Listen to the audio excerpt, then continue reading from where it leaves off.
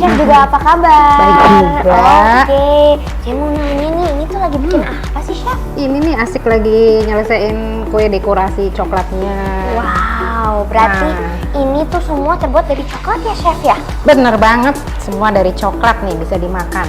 Wow, terus Jen mau nanya nih, ini tuh yang paling bersinar itu juga edible juga? Oh kan, Chef? iya, ini edible juga. Ini terbuat dari emas asli. Wah, Mas asli. Tapi ini bisa dimakan.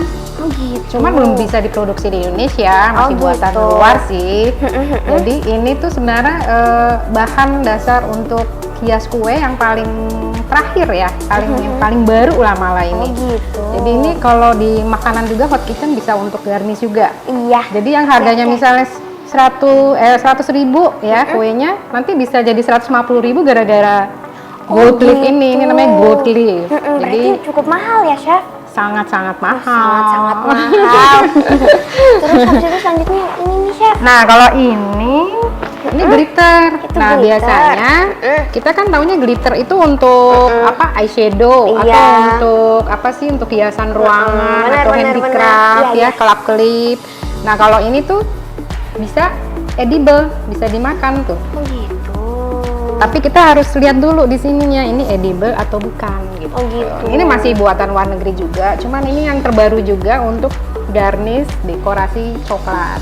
Keren banget Chef. Nah, itu makanya kita harus tahu sampai di mana perkembangan teknologi untuk Betul. kue atau coklat. Aduh, aku jadi ngiler nih, pengen cepet-cepet makan. Nanti Tapi nyobain. kita tuh belum sapa-sapa teman-teman yang ada di rumah. Hai semuanya. Jangan kemana-mana ya, karena sesaat lagi setelah yang satu ini kita bakalan cicipin kuenya Chef yang enak banget, dan pastinya bakalan ngobrol-ngobrol lebih jauh lagi. Jangan kemana-mana, tetap di Wahana, tempat mencari ilmu untuk menggapai cita-cita.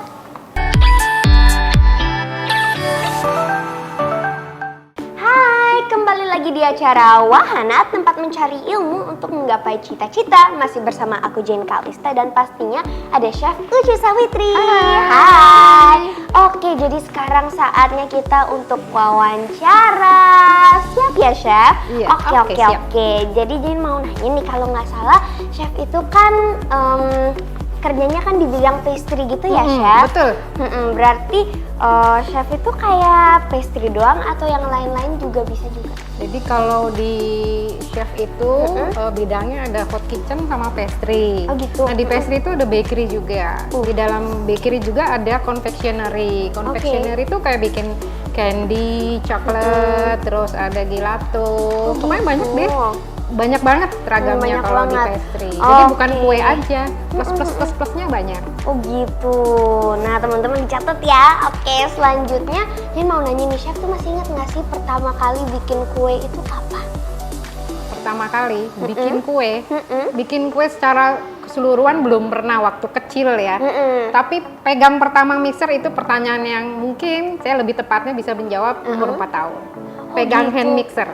Waduh, aku 4 tahun aja masih main Barbie sama gitu kakak ya? aku. Dulu aku nggak ada Barbie, aku bonekanya dulu dari kain. Gitu. Oke. Terus habis itu Jane denger Chef ini pernah ikut pelatihan di Amerika ya? Oh iya, pernah. Wow, itu pengalamannya 8. gimana tuh? 8 tahun yang lalu. 8 tahun yang lalu. Iya, jadi aku tuh sempat surprise juga karena aku bingung siapa yang rekomendasi. Sedangkan ini kan pemilihannya secara nasional, secara Indonesia, membawa nama Indonesia. Dan itu dipilih langsung dari Washington DC. Jadi dari USDA Amerika, kedutaan itu membuka satu kegiatan baru untuk memperkenalkan hasil pertanian mereka di Indonesia. Selama ini sudah ada ekspor kan, dia impor ke sini. Kemudian kami sebagai chef diajak sharing untuk berkolaborasi menggunakan bahan dari Amerika yang baik, tapi tetap menggunakan rempah Indonesia. Wah. Nah, itu dipilihnya, aku juga kurang begitu paham cara memilih gimana. Tapi aku pernah sempat bertanya pada kedutaan kan, kenapa saya bisa dipilih?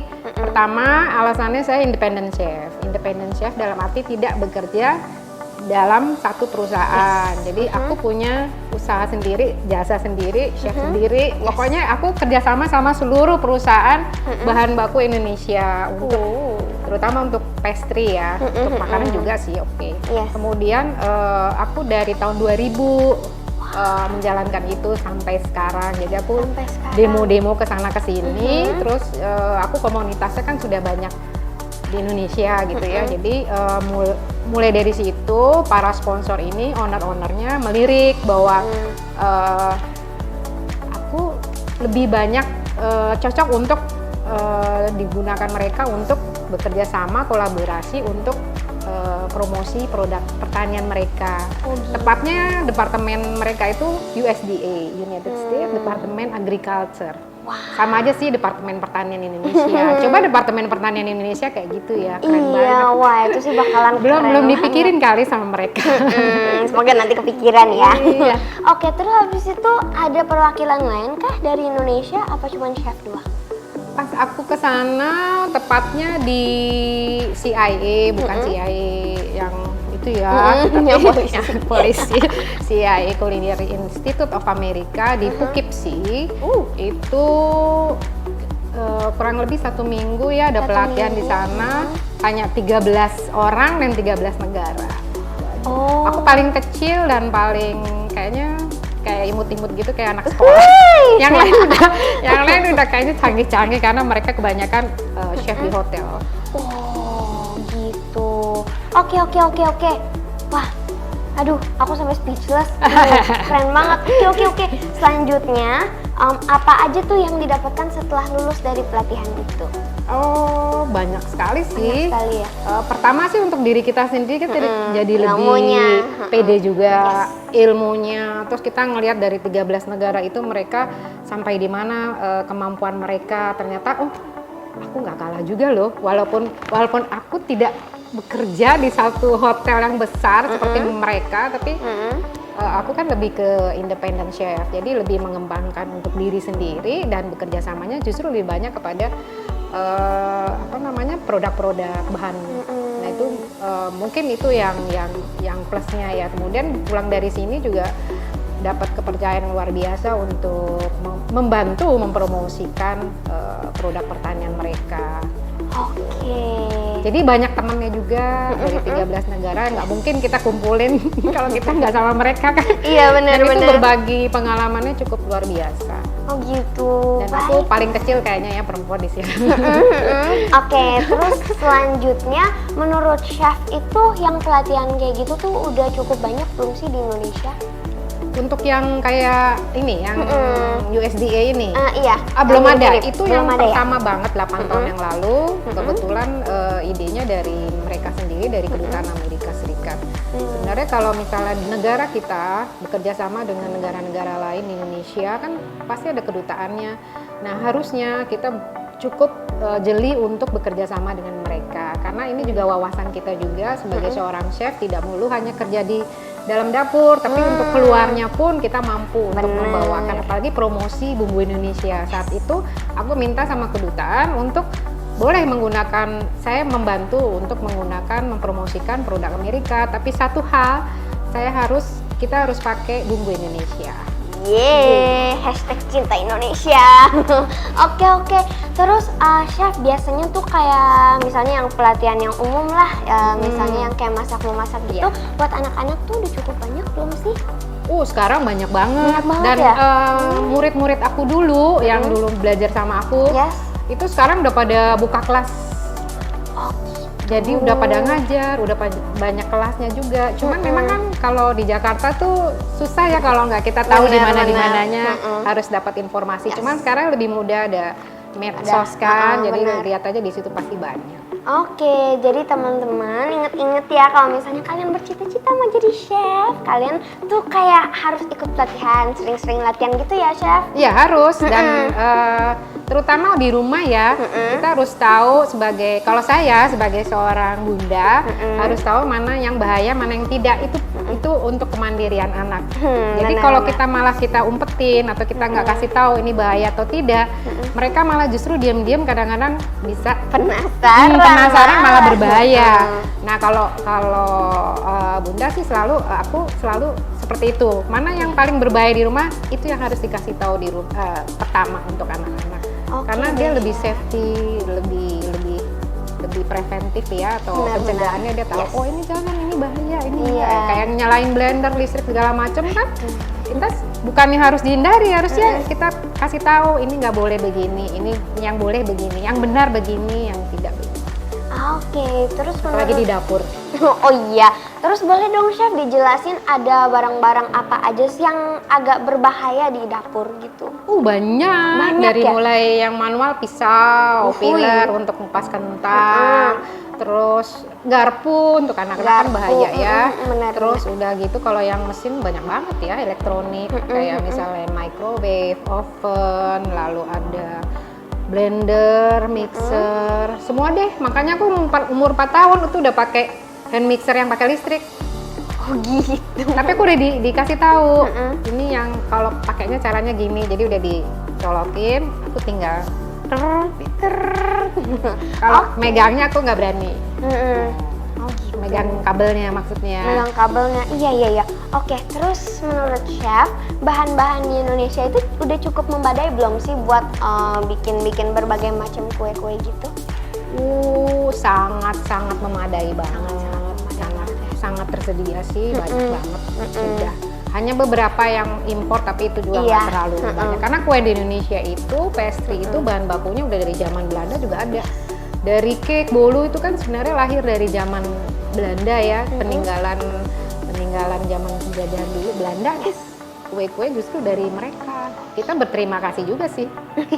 Dijajah Belanda jadi pintar bikin kue. Bener. Nah, sekarang kita bakalan main game sama Chef Putri Sawitri. Yeay! Oke, jadi aku jelasin dikit ya, games kali ini tuh apa. Jadi games kali ini kita bakalan minta nih Chef Putri buat nyobain beberapa makanan yang berbahan dasar coklat. Wow. Terus nanti Chef harus menebak itu tuh makanan apa sih? Oh gitu. Oke. Jenis kuenya kali. Bener. Oh, oke. Nah, Boleh. tapi yang susahnya itu Chef makanya harus ditutup. Ya, gimana dong nutupnya? Iya, pakai bandana Chef aja. Oh kali iya ya? benar. Bener. Kamu cerdas sekali. Oke deh. Iya. Ini aja ya. Yes.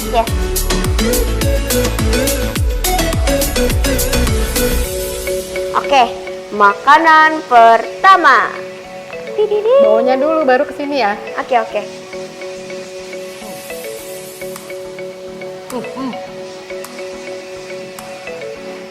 Ada coklatnya. Apa Luarnya ya? coatingnya. Dalamnya kayak biskuit. Jadi apa tuh Chef? Kalau sampai ke dalam berarti bentuknya stick ya. Stick coklat gitu ya. Biskuit stick. Wow, keren Chef. Oke. Selanjutnya ya. Ini dikasih minum nih. Oh, dulu lah sekalian dikelarin dulu coklat-coklatnya. Oke, selanjutnya ya Chef. Baunya dulu.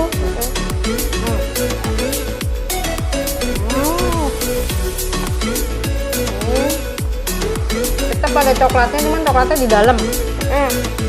Berlapis. Teksturnya sih wafer. Coklat wafer ya. Bener banget Chef. Oke. Kok kamu makan juga sih? Gimana? Ya, soalnya aku suka banget sama coklat. Oke. Oh gitu. Udah terus bauin dulu. Oke.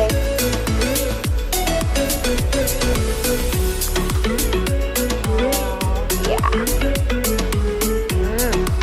Cuma ada satu, aku nggak bisa makan. Gimana Chef? Baunya coklat. Ada kayak rollnya gitu ya. Kalau orang Indonesia bilangnya kue semprong. Coklat semprong kayaknya. Isinya ada coklatnya kan? Bener banget. Ini tuh kayak coklat roll, bener sekali. Oke. Masih Selanjutnya ada, ya. banyak Masih ada banget. dong. Masih ada dong. Oke, ya.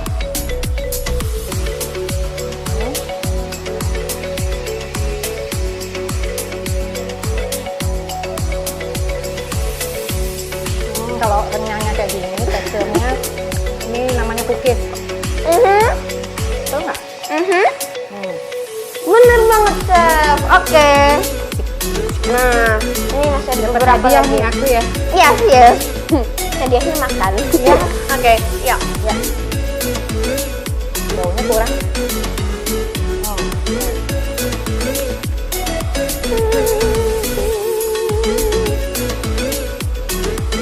Ini kayaknya nggak ada coklatnya, cuman wangi harum adonannya itu vanila, telur, teksturnya biskuit. Wah, ih, kok keren banget sih. Tipis ya? Bener loh, Chef. Oke. Mari kalau orang Indonesia. Iya, benar. Betul sekali. Oke nih. Masih ada? Masih Ya satu Allah. lagi nih, dan ini tuh yang paling bisa dibilang ribet makannya. Oke, siap-siap ya, Chef. Coba. Cium lagi dong.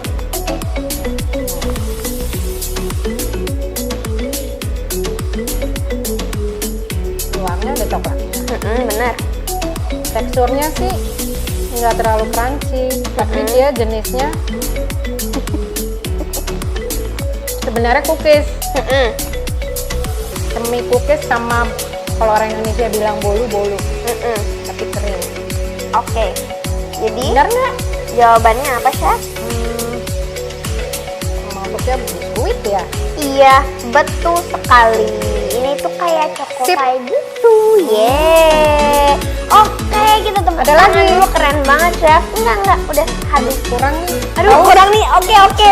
Mau yang mana nih? Yang wafer apa yang mana? Haus, kurang. Oh, haus. Oke, habis ini kita bakal Oke. minum ya. Aku boleh buka? Iya, boleh, silakan.